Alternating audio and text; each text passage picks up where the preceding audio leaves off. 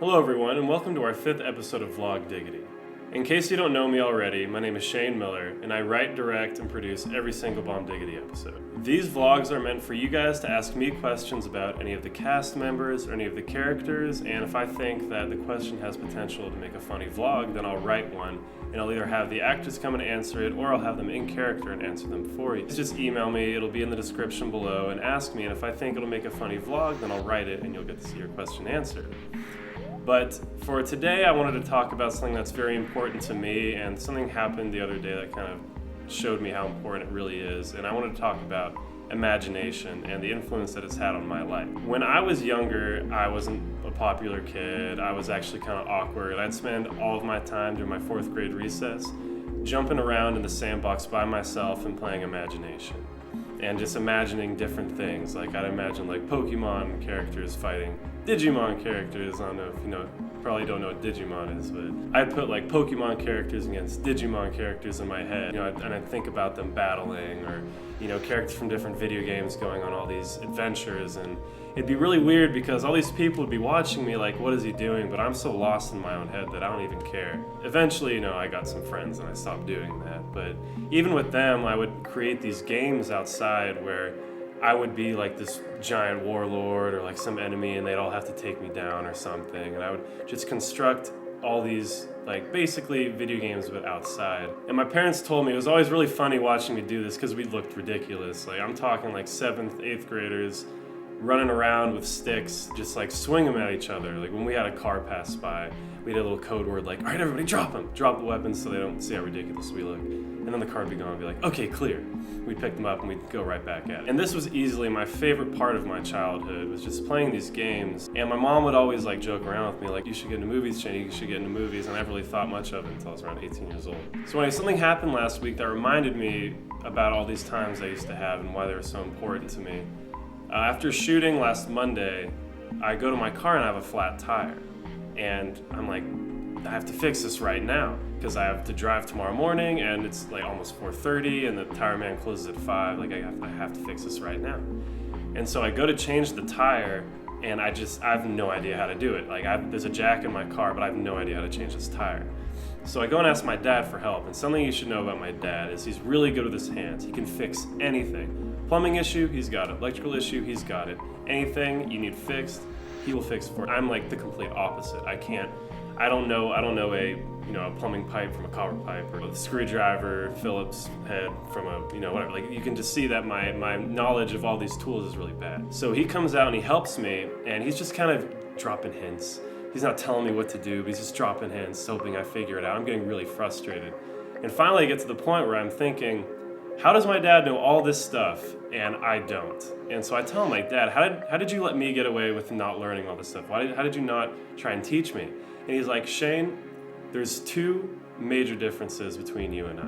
When I was little, I'd follow my dad around. He was the same as me. He would fix things and I would learn how to do it. Now you had no interest in any of this. You didn't want to learn how to fix anything. You didn't want to learn how to throw a football. It was hard enough getting you to play basketball. All this stuff that I've learned from my dad, I could not pass down to you because you just didn't care. You were way too busy just outside playing games with your friends. That was your thing. It dawned on me about how important imagination has always been to me in my life. That's why I created this short film called / Bang that we're actually going to be releasing this Thursday instead of one of our comedic shorts. What / Bang is about this guy who is thinking about becoming a father. His wife's ready. She really wants to have a kid, but he just doesn't know because he doesn't know if he can handle it. He doesn't know if he'll be able to connect with his future son or daughter. But how he deals with all this stress in his life and the stress of this decision is he uses his imagination. Like in the beginning of the film, he pretends he's driving a race car.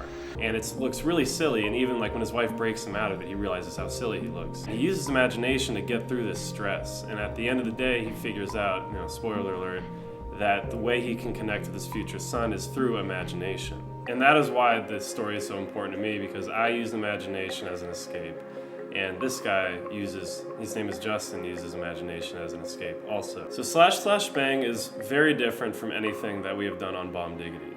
Bomb Diggity for me is a way to kind of exercise my filmmaking muscle while making people laugh and creating these really funny shorts that I can show people. But its main goal is to build this fan base so that I can show people what I really want to do, which is like these kind of dramedy pictures. So Slash Slash Bang is definitely more of a drama, and it's more touching than, our Bomb Diggity shorts. Bomb Diggity shorts, like you come in, you laugh, and you get out. Well, the Slash Slash Bang, I want people to see it. I want them to think about it. I want them to think about the struggle that Justin goes through dealing with the prospect of becoming a father. Like, that's a huge decision that someone makes in their life. Prompted this huge decision that I made in my life. Everyone has that moment, whether they're 11, 15, 19, 25, 50, 75, where they finally figure out that aha moment, what they really want to do. After making Slash Slash Bang and seeing it for the first time, that's when I really knew that I wanted to be a filmmaker, because it showed me how I can infuse imagination